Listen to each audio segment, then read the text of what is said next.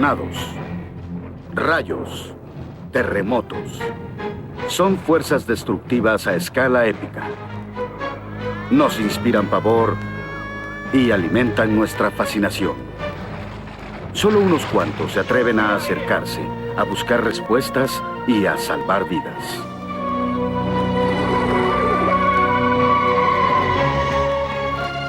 Estas fuerzas golpean con velocidad cegadora,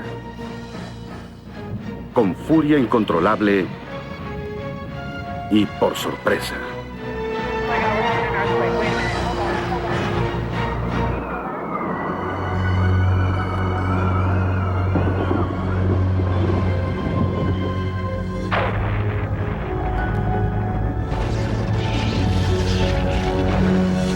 Furia de la naturaleza, por sorpresa.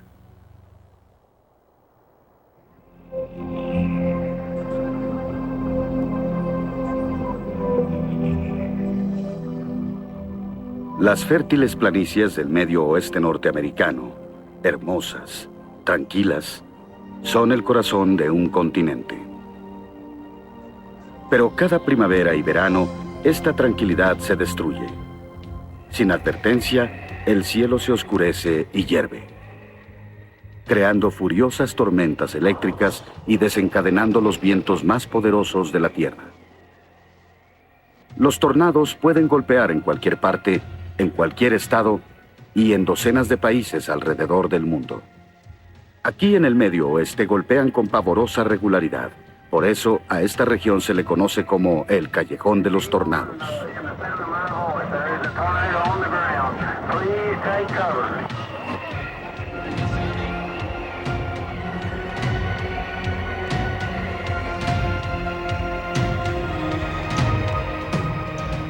La mayoría de las personas huyen de los tornados, pero unos cuantos se dedican a vigilarlos. En Norman, Oklahoma, en el Laboratorio Nacional de Tormentas Severas, los científicos investigan la misteriosa alquimia que provoca los tornados.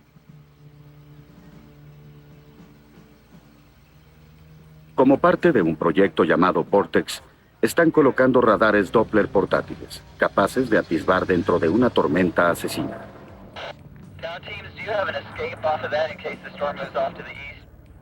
Para que el radar Doppler funcione, debe llevarse cerca del blanco. Por tanto, el equipo de Vortex se coloca en la orilla del peligro. Su misión es crítica. Los científicos apenas empiezan a entender este fenómeno. Para salvar vidas, deben aprender a predecir cuándo y dónde golpearán los tornados. Escuchemos al doctor Howard Bluestein de la Universidad de Oklahoma. Tratamos de aprender por qué se forman los tornados. Vemos la circulación incipiente para saber de dónde proceden. ¿Vienen de una parte cercana al suelo o de un lugar más arriba de la tormenta y luego descienden? Con esta información tal vez determinemos las condiciones que anteceden a la tormenta y que producen tornados. Habla Dane Conop, Administración Nacional Oceánica y Atmosférica. Es asombroso lo poco que sabemos de cómo se forma un tornado. Tratamos de aumentar el tiempo de aviso y disminuir las falsas alarmas. Creemos que si damos a la población de 20 a 30 minutos de ventaja, podrán tomar precauciones adecuadas. El equipo de Vortex también debe tomar precauciones. Su equipo es sofisticado, pero delicado.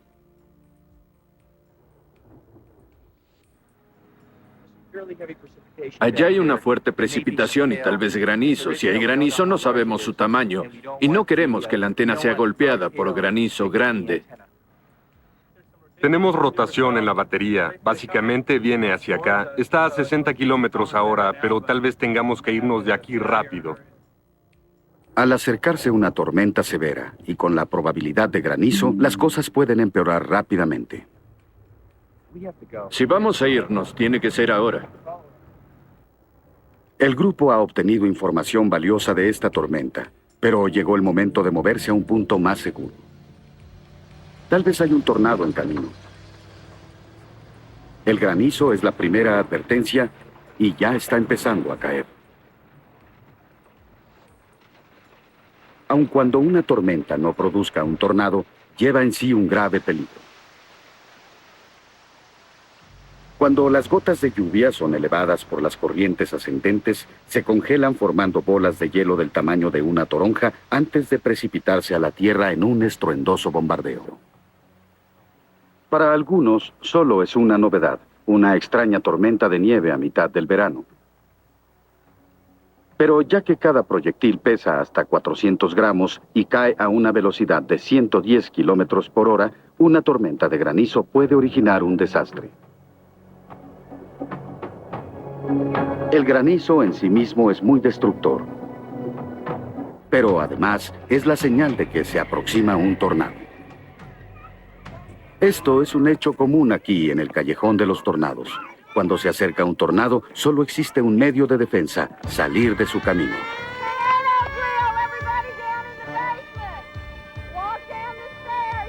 En la escuela primaria Waukita, en Oklahoma, la rutina normal se rompe con un simulacro de tornado.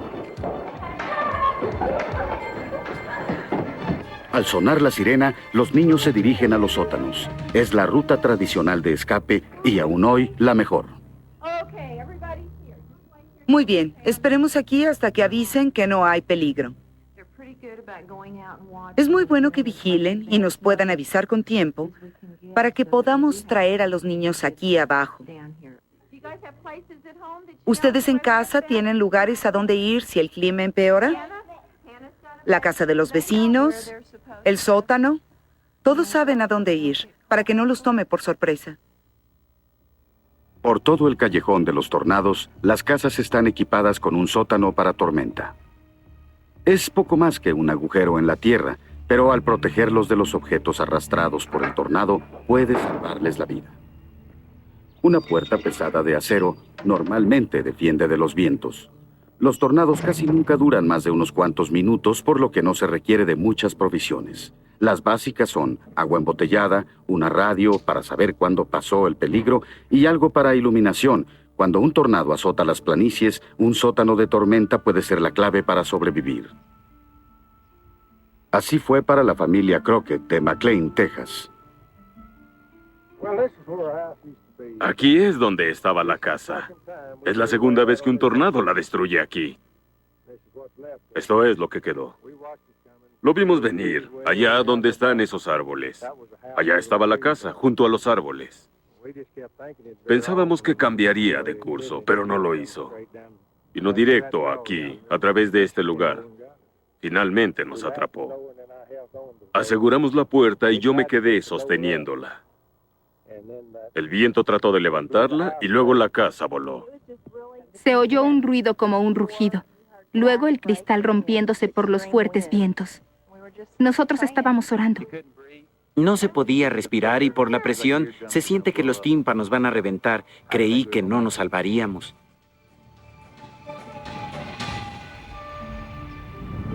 No es tanto la casa como los pequeños recuerdos que se almacenan durante años, esa herencia familiar de cosas que ya se fueron. Es difícil. Yo no he pensado en mudarme, quiero volver a construir aquí, es mi hogar. Aquí hemos pasado nuestra vida y es donde han crecido nuestros hijos. El tornado que destruyó el hogar de los Crockett en junio de 1955 fue uno de varios que azotaron McLean y el área vecina ese día. Este otro fue filmado en video por otro testigo que, a diferencia de los Crockett, había salido en busca de un tornado. Es un cazador de tormentas llamado Tim Marshall. Primero fue hipnotizante. Tratábamos de determinar su dirección, pero se hacía más y más y más grande.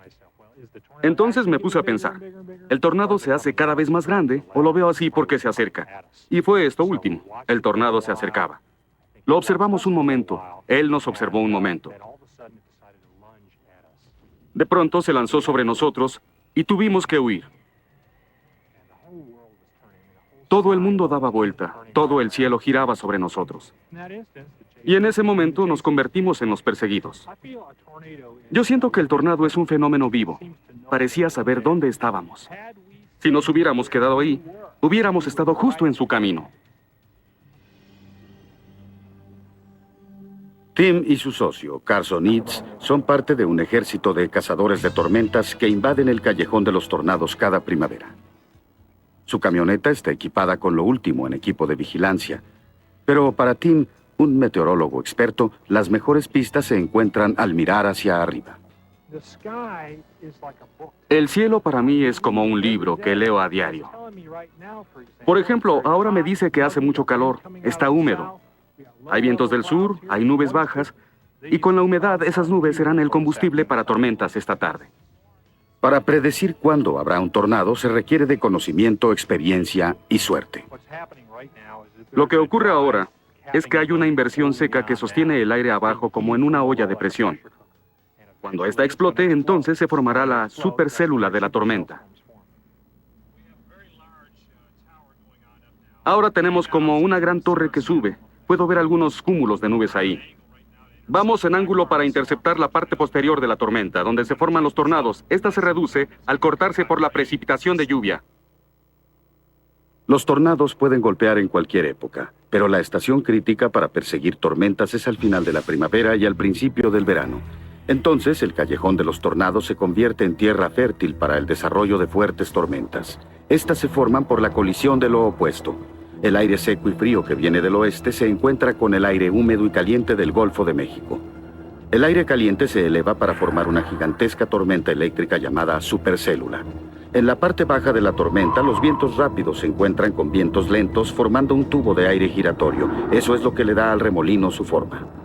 Si el tubo es elevado por una corriente caliente, el embudo toma forma vertical y nace un tornado.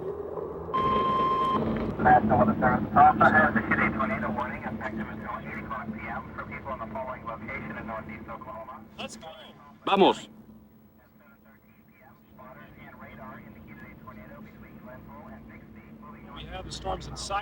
Tenemos una tormenta a la vista, al noroeste de nosotros.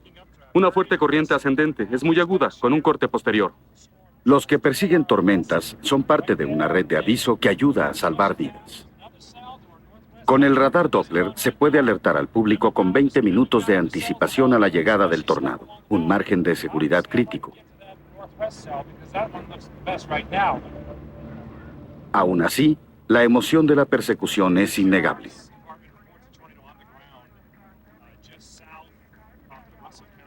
Informe, estamos al sur de la carretera 281. ¿Ya se sabe si hay aviso de una alarma de tornado? No, aquí está soleado. Tenemos un cúmulo sobre nosotros. Hay una torre, debe estar al noroeste, tal vez sea un tornado.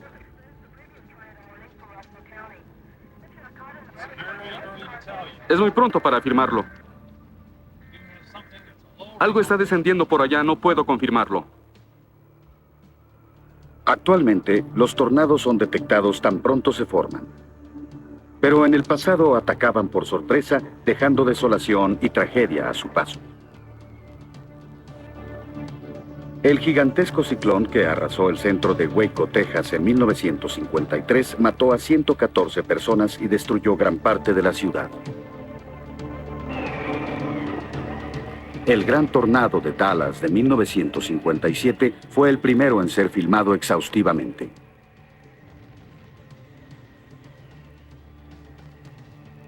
Aun cuando estos asesinos atacan con frecuencia, muy pocas personas han estado realmente cerca de uno y han sobrevivido. Increíblemente, un hombre se encontró dentro de un embudo de un tornado y vivió para relatarlo. Fue Roy Hall. Su viuda recuerda bien ese día de mayo de 1948. Era un día con mucho viento. Soplaba muy fuerte desde el sur. A cada minuto se hacía más oscuro. Mi esposo dijo que debía ser un tornado. Se quedó en el jardín con su cámara. De pronto empezó a caer granizo del tamaño de una toronja.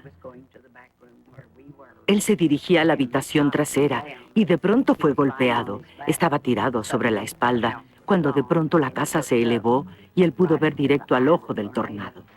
La visión de Hall revive en sus propias palabras.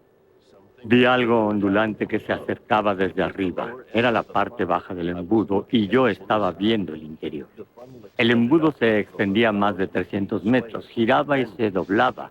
parecía estar lleno en parte con una nube brillante que destellaba como una luz fluorescente.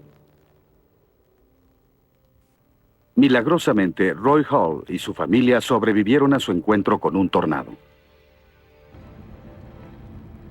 Es indudable que a muchos observadores, como Tim Marshall, les encantaría ver lo que Roy Hall vio. Pero la mayoría hacen sus observaciones a una distancia segura. El tornado está en el suelo. Confirmado. Es un hermoso, un bellísimo tornado. Este es un tornado de Kansas. Una enorme tormenta eléctrica como esta puede desarrollar más tornados, por lo que la persecución aún no termina. Los observadores continuarán la persecución hasta la noche. Tal vez no podamos llegar más lejos. La madre naturaleza puede decirnos que no debemos ir más lejos. Al llegar a la ciudad de Arkansas, en Kansas, escuchan un sonido atemorizante.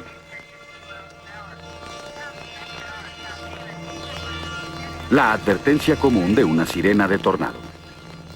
Su presa tal vez los ha encontrado. Casi 2 docenas de tornados tocaron tierra esa noche y muchos residentes los experimentaron en carne propia, perdiendo sus hogares y pertenencias por la furia de los vientos. Afortunadamente no se perdieron vidas. Los tornados respetaron la ciudad de Arkansas, pero por la mañana Tim observa los daños en los alrededores.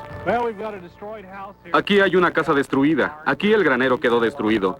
Toda la lámina metálica quedó sobre el camino. Miren todos los escombros que volaron por aquí. Todos los escombros alcanzan varios kilómetros. En los tornados, los asesinos son los escombros. Más del 70% de las fatalidades ocurren cuando los escombros golpean a las personas. Con la estación de tormentas en su apogeo, no hay tiempo que perder. Otro tornado podría estar girando en el siguiente camino. Tenemos un embudo a 20 o 30 kilómetros. Carson, tengo que acercarme, vamos. La gran lección que he aprendido es que la madre naturaleza es muy veleidosa. Y la primera regla es que no hay reglas. Me gustaría que hubiera tornados sin causar daños. Pero la realidad con frecuencia es una pesadilla. A 800 kilómetros de distancia en la planicie de Texas, cerca del pequeño poblado de Yarrell, un monstruo está cobrando vida. Aún desde el espacio, la escena es impresionante. Como muchos tornados, se inicia como un embudo delgado que se hace más ancho y fuerte hasta convertirse en un gigante. Los tornados se miden en una escala basada en la velocidad del viento y la fuerza destructora. Este que golpea a Yarrell está en la cima de la lista, un F5 con vientos de más de 400 kilómetros por hora. En algunas zonas del poblado, la devastación es total. Muchos residentes tuvieron algunos minutos de advertencia, pero no había a dónde ir. Sus casas estaban construidas sobre placas de concreto sin sótanos de tormenta. El viento simplemente borró sus hogares de la faz de la tierra.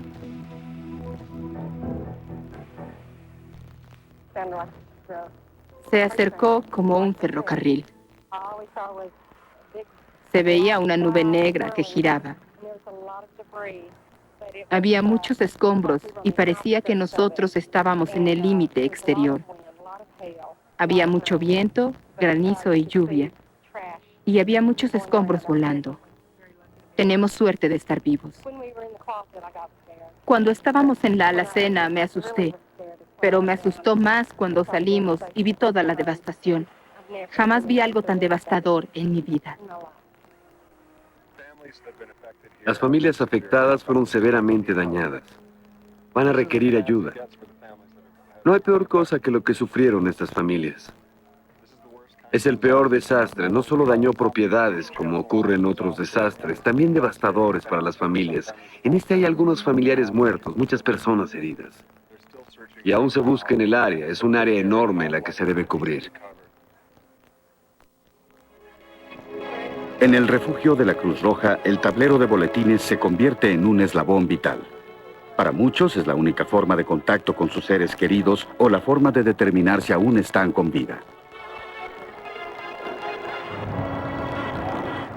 La iglesia local sirve también como vocero de información. Busqué a un amigo que vive en el área esta mañana, y ni él ni su esposa estaban en la lista de sobrevivientes. Y ahora he vuelto.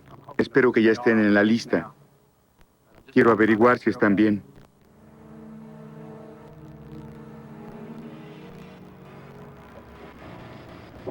Algunos sobrevivientes esperarán varios días antes de tener respuesta a sus preguntas, ya que los rescatistas aún revisan los escombros.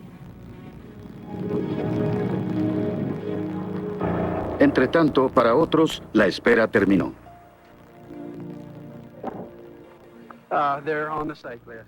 Ya están en la lista, y es bueno saberlo. Como dije, a las 8 de la mañana, cuando revisé, no estaban. He esperado todo el día, pero es bueno saber que están bien. La lista final de víctimas en Yarrell es de 27. Es el tornado más letal de la nación en el año. Para empeorar la tragedia, esta es la segunda vez en menos de una década en que Yarrell ha sido devastada por un tornado. Y seguramente hay más en camino. Es parte de la vida en el callejón de los tornados.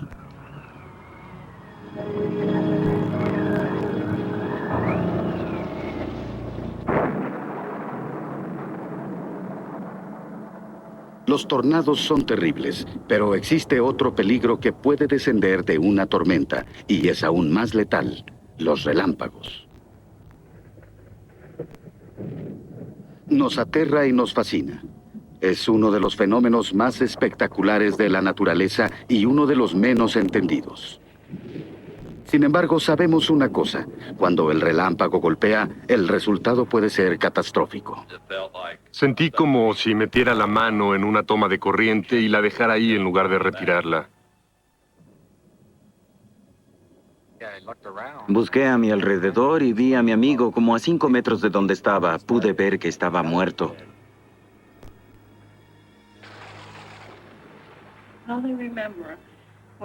Lo que recuerdo es como un flujo o un embudo de agua iluminada muy brillante que penetraba en mi cuerpo con mucha fuerza. La mayoría de nosotros tratamos de evitar los relámpagos, pero hay algunos que increíblemente los buscan. Warren Faitley es un fotógrafo con base en Tucson, Arizona, quien se especializa en fotografiar mal tiempo. Uno de sus sujetos favoritos es el relámpago.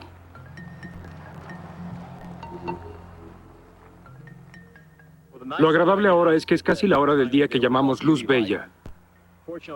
Afortunadamente hay algunos relámpagos en la distancia que quedarán en posición perfecta cuando la luz del sol penetre.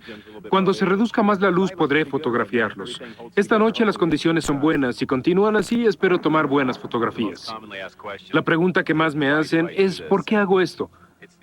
En realidad no es diferente de otras actividades reporteriles. Algunas personas se especializan en la guerra, otras en deportes. Yo me especializo en condiciones atmosféricas porque incluyen muchas cosas que disfruto. Es una aventura y un reto fotográfico, y hay un cierto grado de peligro. Es uno contra la tormenta para obtener la mejor fotografía en el momento adecuado. Es algo irresistible. Encontrar una tormenta eléctrica en Arizona a finales del verano es fácil, pero atrapar un relámpago en la lente es otra cosa. Las tormentas eléctricas son diferentes de otras tormentas. Es una persecución visual que no involucra mucha ciencia.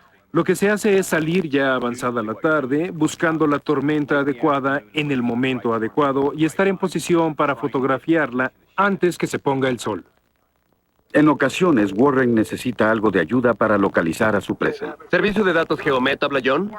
Hola John, habla Warren Faitley. ¿Cómo estás?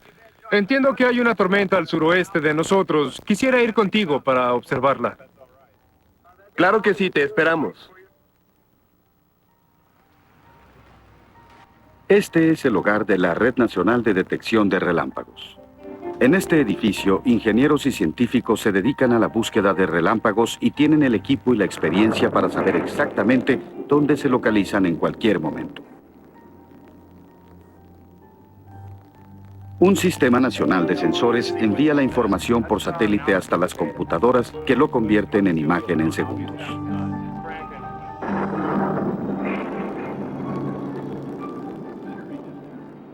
El resultado es como una tomografía de las tormentas en la nación, mostrando dónde están golpeando los relámpagos y a dónde se dirigen. Esto da a Warren las pistas que busca, pero también es información vital para las compañías que generan electricidad, las aerolíneas y el ejército. También ayuda a los investigadores a entender cómo es que se generan los relámpagos. Es asombroso que cada una de las luces sea un rayo. Sí, hay muchos ahora. Este fenómeno común aún es un misterio, y el relámpago incluye mucho más de lo que se ve a simple vista.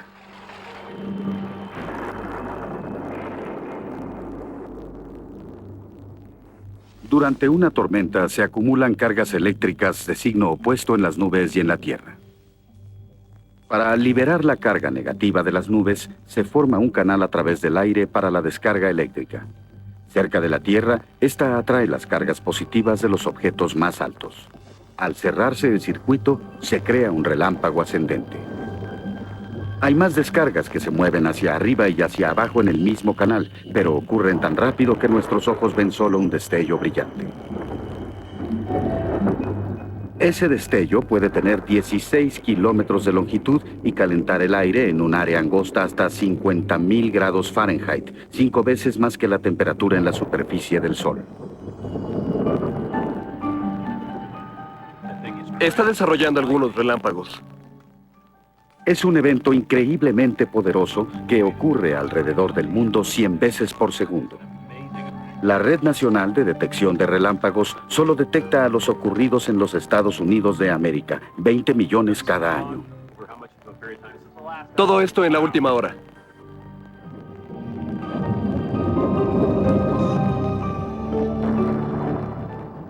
Los relámpagos pueden caer en cualquier parte y millares de rayos caen sobre las personas. Algunas personas parecen estar más expuestas que otras. Los mejores candidatos caminan por espacios abiertos con tachones en los zapatos y moviendo varillas metálicas por el aire. Los golfistas proveen el camino perfecto para el viaje de un rayo de las nubes a la Tierra.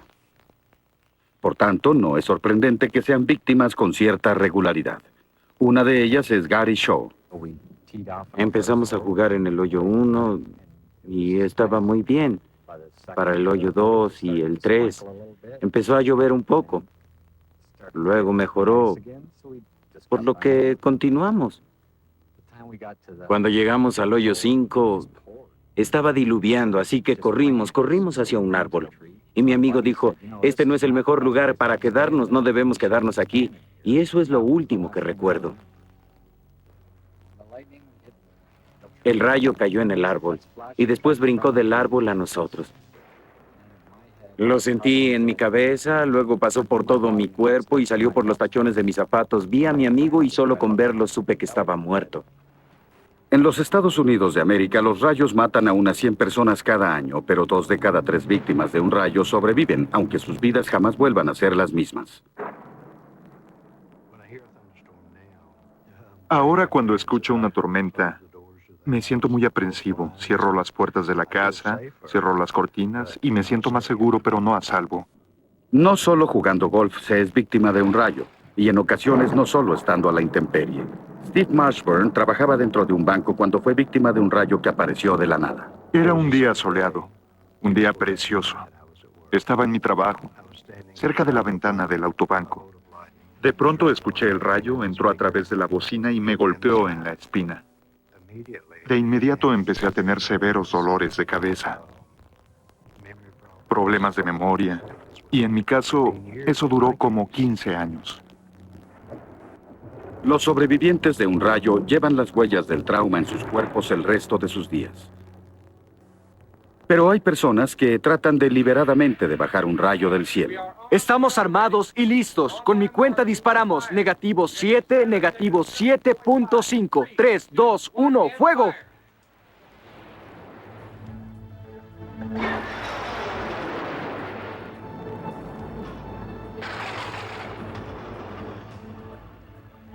Acertamos. Muy bien. Buen disparo. En la base de la Guardia Nacional cerca de Gainesville, Florida, hay un área diseñada para producir rayos en forma artificial. El director del proyecto es el Dr. Martin Newman. La forma de producir relámpagos artificiales es disparar un cohete que lleva un alambre hacia una nube cargada. Cuando el cohete llega a 400 o 500 metros, hay una descarga de la punta del cohete a la carga de la nube. El alambre se funde y se establece un camino entre la nube y la Tierra. Por ese camino llega la luz muy brillante y corriente de alto voltaje. Eso es igual que un rayo natural. En vez de esperar un rayo natural, los ingenieros pueden atraer uno desde una nube de tormenta para medir su fuerza y estudiar sus efectos. Las líneas de corriente falsas ayudan a revelar el efecto de la sobrecarga eléctrica cuando cae el rayo. Negativo 6, y estoy armado. Video listo, disparen con mi cuenta. 3, 2, 1, ¡fuego!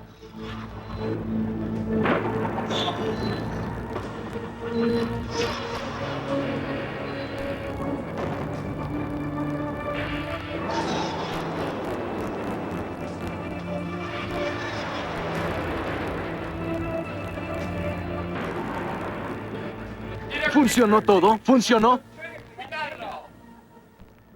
Llamado a control. Tenemos un acierto confirmado. 12:42:25. Por supuesto, no hay escasez de rayos naturales que caen a tierra. Y en terreno arenoso, con frecuencia deja su tarjeta de visita al fundir los granos de sílice en una extraña forma de vidrio llamada fulgurita. Es como un rayo congelado que conserva la forma en zigzag que adopta en su camino del cielo a la tierra. Las demostraciones eléctricas de la Tierra han fascinado al hombre desde tiempo inmemorial, aunque muchos de sus secretos aún están por revelarse. Los científicos confirmaron recientemente la existencia de variedades exóticas de relámpagos que destellan hacia arriba desde las tormentas hasta muy alto en la atmósfera. Son tan raros como coloridos, y se han llamado jets azules y duendes rojos.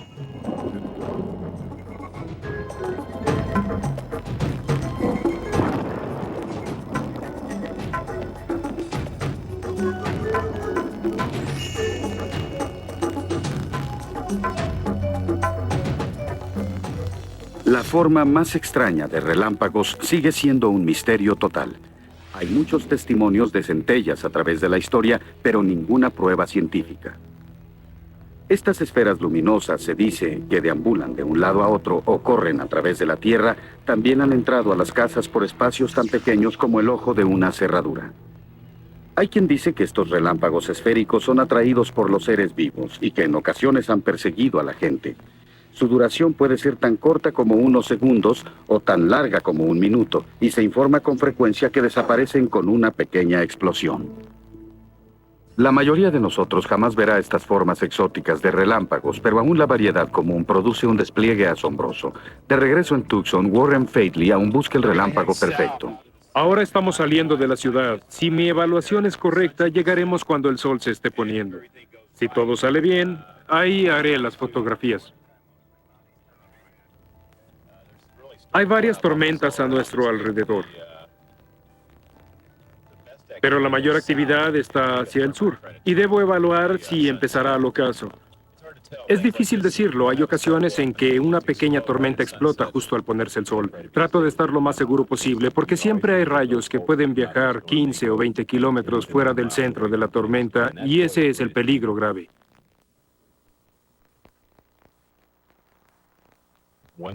Recuerdo una vez que tenía colocado un tripié y supe que un rayo había caído muy cerca porque vi el resplandor y escuché el trueno de inmediato. Y no fue sino hasta que edité el video que vi una pequeña parte del rayo llegando al suelo, lo cerca en que en realidad estuve. Otro fotógrafo de relámpagos, Steve Melvin, de Madison, Ohio, tuvo un encuentro más cercano con un rayo perdido y tiene una fotografía que lo prueba.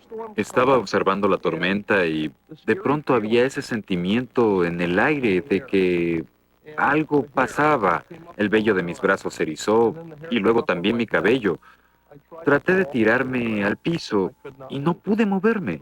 Lo último que recuerdo fue escuchar un sonido como el que hace la carne al freírse.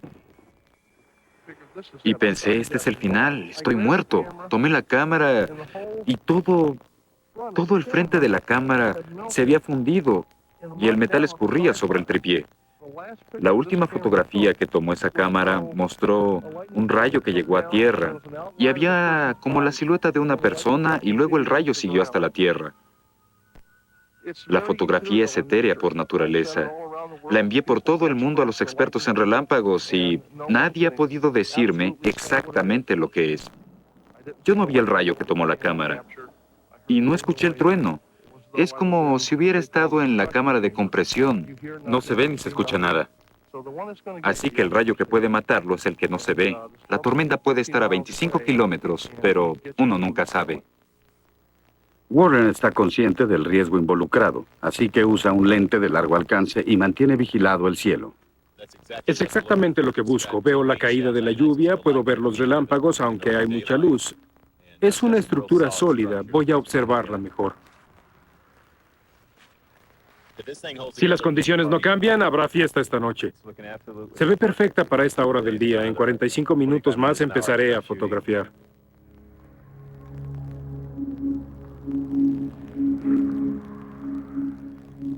Finalmente, las condiciones son perfectas.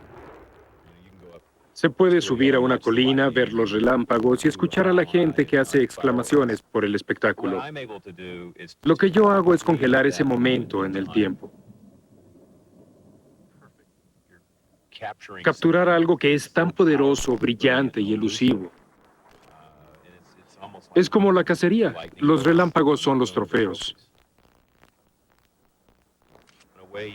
De alguna forma se está grabando historia, ciencia o arte, si se quiere, capturándolo en película para que todo el mundo lo disfrute.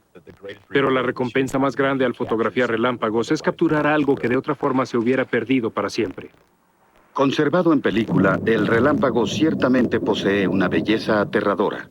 Es un recuerdo impresionante de que el poder de la naturaleza es incontrolable e impredecible.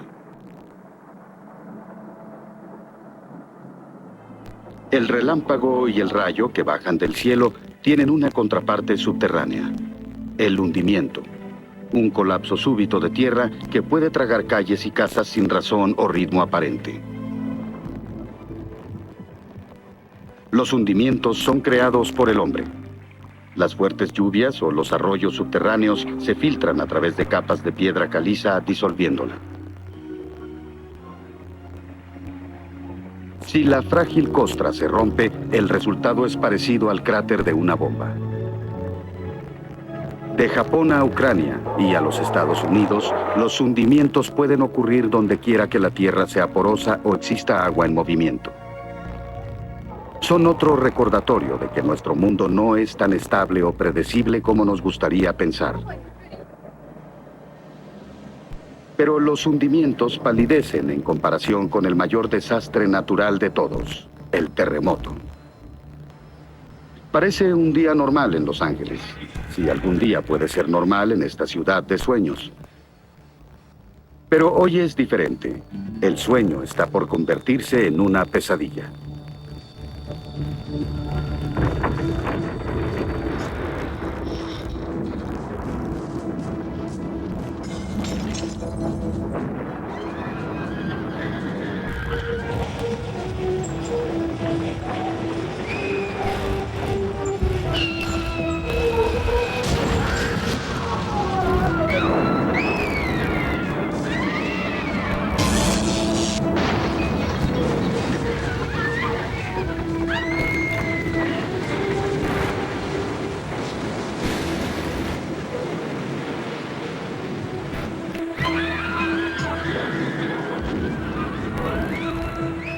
No, el gran terremoto aún no azota a Los Ángeles.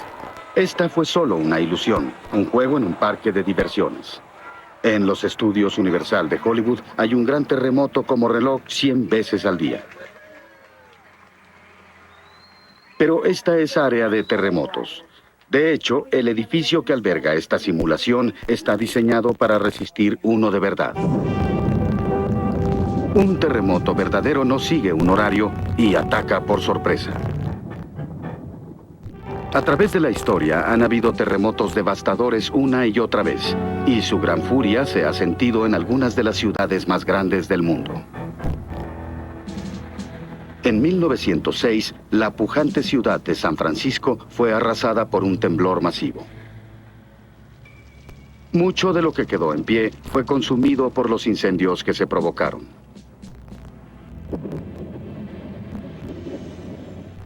Diecisiete años después, un terremoto aún más fuerte arrasó Tokio. De nuevo, los incendios se extendieron por la ciudad y estos fueron los responsables de la mayoría de las 100,000 muertes. En Anchorage, Alaska, el Viernes Santo de 1964 ocurrió el terremoto más grande registrado en Norteamérica. Midió 8.4 en la escala de Richter, que mide la intensidad de los terremotos. La tierra tembló durante 4 largos minutos, abriendo enormes fisuras y lanzando la tierra hacia arriba más de 6 metros. Tangshan, China. En 1976 murieron aquí más de 250,000 personas en el terremoto más mortífero de la era moderna. A través de los años, por todo el mundo han ocurrido terremotos que dejan tragedia y ruina a su paso. Con frecuencia atacan el mismo lugar más de una vez, como los habitantes de San Francisco descubrieron en 1989. Como el Callejón de los Tornados, algunos lugares, incluyendo California, son especialmente susceptibles.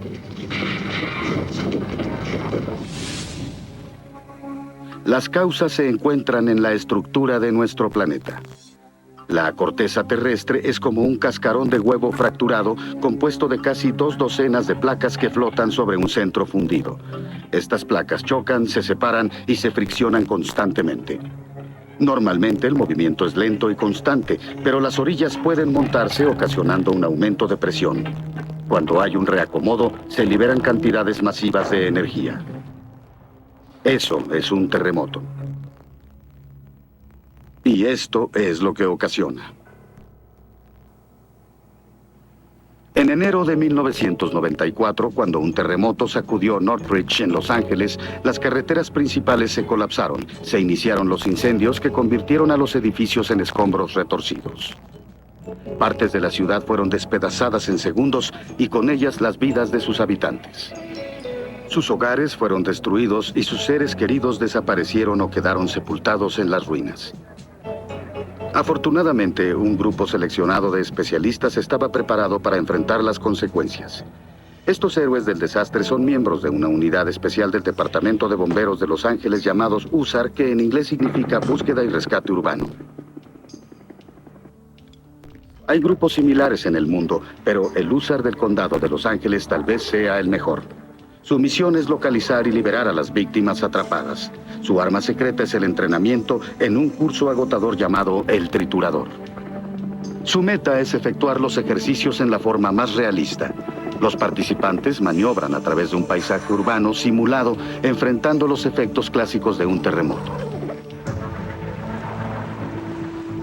Las líneas de gas y combustible rotas crean una amenaza de incendio común luego del terremoto, pero aún hay retos más difíciles.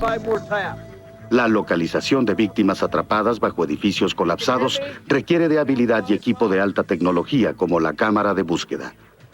Esta diminuta cámara de video en la punta de un cable de fibra óptica puede introducirse a través de una pequeña grieta, permitiendo a los rescatistas ver a la víctima y evaluar la situación. Contacto visual. Una mujer mayor, de 20 años, en posición supina. Si puede escucharme, golpee 5 veces. Una de las herramientas más efectivas en la búsqueda y rescate urbano tiene 4 patas. Los perros pueden cubrir grandes áreas rápidamente, olfateando víctimas más rápido que los humanos o las máquinas. De Northridge a la Ciudad de México o a la explosión en la ciudad de Oklahoma, los perros han ayudado a salvar vidas en esos desastres urbanos. Escuche, ¿está bien? Pero localizar víctimas es solo la mitad de la batalla. Sacarlas de ahí con vida es mucho más difícil. El curso de espacios confinados es la parte más ardua del programa de entrenamiento de los rescatistas. Es una difícil prueba para ambos, cuerpo y mente. Está muy oscuro y es muy peligroso. Hay techos colapsados. Si se es claustrofóbico, es aún más difícil. Desde que iniciamos este programa de rescate en espacios confinados, hemos tenido personas que deciden no entrar o que entran y a mitad del camino deciden que esto no es para ellas. Hola, ¿alguien puede escucharme? Para los robustos es muy difícil. Se debe ser más bien pequeño para entrar en esos huecos. Esto es muy cercano a lo que ocurrió en Northridge, excepto que aquí no hay que enfrentar los temblores subsecuentes. Hay una víctima, herida en la cabeza. Las áreas colapsadas y las confinadas se parecen mucho a aquellas en que efectuamos rescates en los departamentos o el rescate del señor Peña en el estacionamiento de Northridge.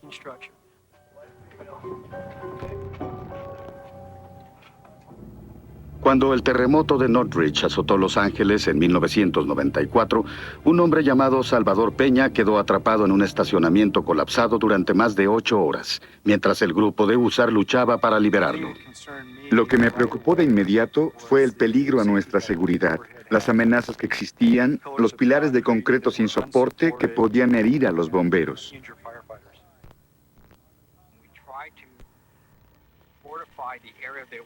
En el área que trabajamos habían salido 4 o 5.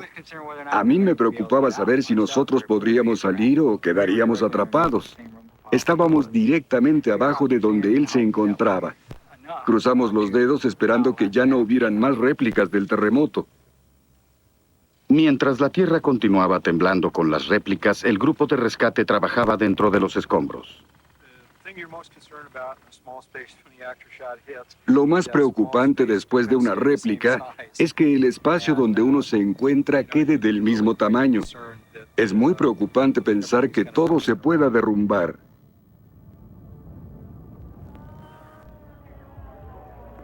Finalmente se completa el rescate. Salvador Peña es liberado.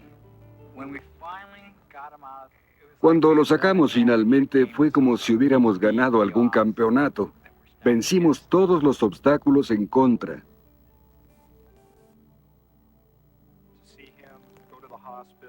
Y el verlo ir al hospital con vida después de todo fue grandioso, ya que su probabilidad de sobrevivir había sido muy pequeña. Salvador Peña se recuperaría de sus heridas, pero el trabajo de los rescatistas no había terminado. Durante la siguiente hora, nos trasladamos a los apartamentos de Northridge Meadows, que estaban como a 1,5 kilómetros de ahí. El resultado fue muy diferente. Las personas con vida habían sido rescatadas antes de nuestra llegada y tuvimos la triste tarea de recuperar cuerpos. Es descorazonador. Es algo que pasa. Debe uno enfocarse en su tarea, tratar de hacerla lo más rápido posible y continuar con otra. Pero es muy difícil hacerlo. Tratamos de no involucrarnos demasiado porque efectuamos un trabajo. Pero sabemos que si no podemos ayudar a la víctima, podemos ayudar a la familia, a los sobrevivientes, a recibir alguna clase de apoyo. En los apartamentos de Northridge Meadows murieron 16 personas, el lugar con mayor pérdida de vidas por el terremoto del 94. En general, el número de víctimas, igual que el terremoto mismo, pudieron haber sido peores. Los californianos aún esperan el gran terremoto y pudieran no tener que esperar mucho. La mayoría de los expertos insisten en que el momento para el gran terremoto ya llegó, debido a que la región está colocada sobre una telaraña de fallas geológicas, incluyendo la enorme falla de San Andrés. Cuando llegue el terremoto,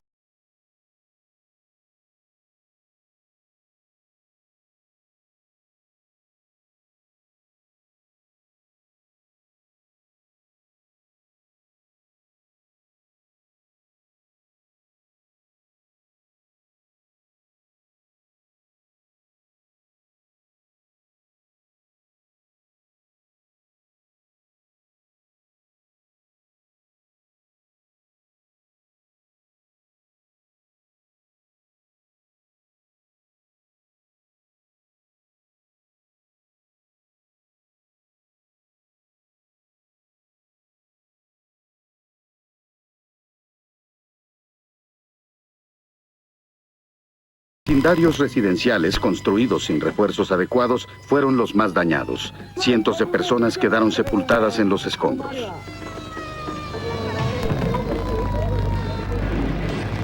La carretera elevada que une a Kobe con Osaka quedó destruida con enormes secciones onduladas. Un chofer de autobús se encontró frente a la muerte. Yoshio Fukumoto ha viajado la misma ruta durante años, pero esa mañana su rutina se alteró.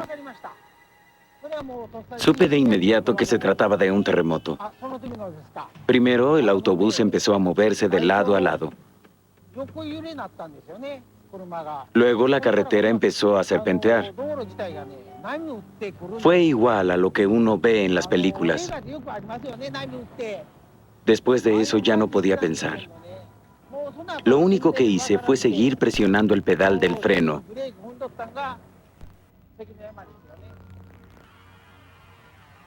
Cuando el autobús finalmente se detuvo, la carretera frente a nosotros se hundió. Afortunadamente, a hora tan temprana, solo había 3 pasajeros en el autobús. Si hubiera llevado más peso, no hubiera podido detenerse a tiempo. Con el autobús justo a la orilla del hundimiento, Fukumoto permaneció en calma y condujo a sus pasajeros a sitio seguro por la puerta trasera. La imagen es escalofriante, un recordatorio de que durante un terremoto la distancia entre la vida y la muerte se mide en centímetros. En tanto, por toda la ciudad, los incendios estaban fuera de control. Los bomberos enfrentaban obstáculos tremendos, calles bloqueadas por escombros, tomas de agua dañadas y comunicación interrumpida. El entrenamiento y la planeación quedaron en el olvido. Cientos de vecindarios ardieron hasta las cenizas. Al evaluarlo, resultó ser uno de los peores terremotos ocurridos en una ciudad moderna y el desastre natural más costoso de la historia. Kobe se convertiría en caso de estudio para los expertos en terremotos por todo el mundo. No estábamos preparados para lo que vimos en Kobe. La devastación causada por el fuego fue tremenda. Muchos de los edificios modernos, muy altos, estaban cayendo a las calles. Hubo colapsos en la parte superior o en medio de los edificios que nosotros llamamos colapsos en serie. Ver una ciudad moderna con construcciones modernas sufrir tales daños nos ha obligado a reevaluar el conocimiento, ya que algo similar puede ocurrir en otra parte bajo las mismas circunstancias.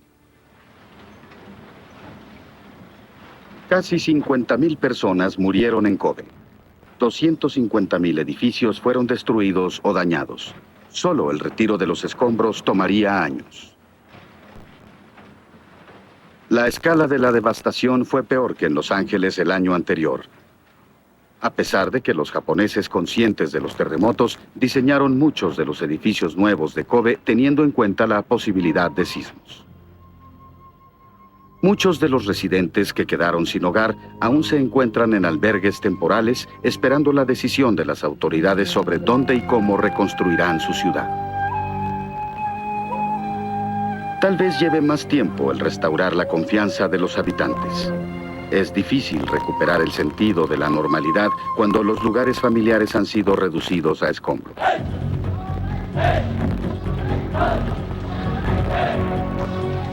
Japón ha invertido grandes cantidades en herramientas y tecnología en prevención de un terremoto, pero como los desastres de Kobe y Northridge demostraron, la realidad de un terremoto en una gran urbe puede ser peor de lo que cualquiera pueda imaginar.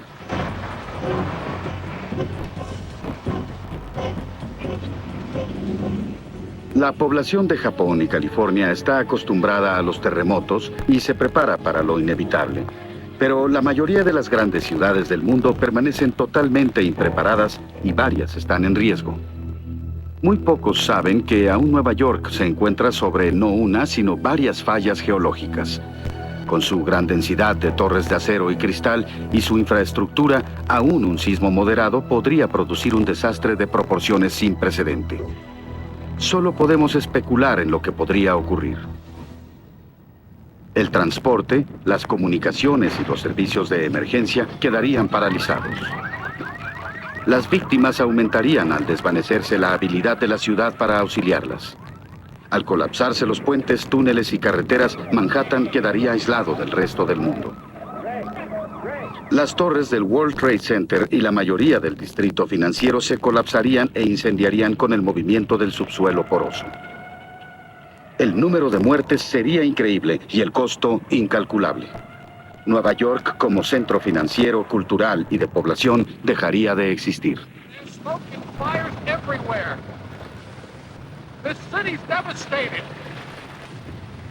Habrá otro gran terremoto en Los Ángeles, Tokio o en alguna otra parte. Puede ocurrir casi en cualquier parte, en cualquier momento. Esa es la naturaleza de este fenómeno. Los terremotos, al igual que los relámpagos y los tornados, atacan en el momento de su elección, no la nuestra, y ocurren por sorpresa.